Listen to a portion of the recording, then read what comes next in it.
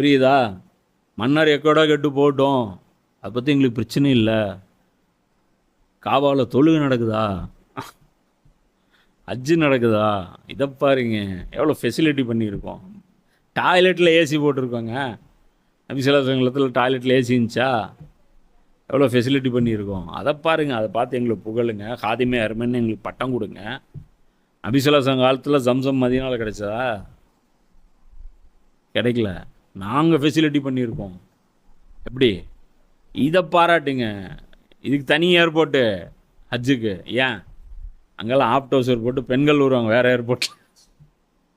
வெள்ளைக்காரனுக்கு தனி ஏர்போர்ட்டு, ஹஜ்ஜுக்கு தனி ஏர்போர்ட்டு. இப்போல்லாம் மாறிடுச்சு. ரியாதோடைய நார்மல் ஏர்போர்ட்டில் நம்ம போக முடியாது. ஹாஜிகளுக்கும் தனி.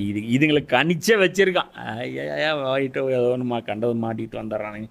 இப்போ அதுக்கு ஒரு 2000 ரியால் என்ன வாங்கினேன். இப்போ ஃபீஸ் கட் போ. யார் வீட்டுக்கு? யாருக்கிட்ட காசு வாங்குறீங்க? உனக்கு என்ன தகுதி இருக்குது அந்த இடத்துல காசு வாங்கிறதுக்கு?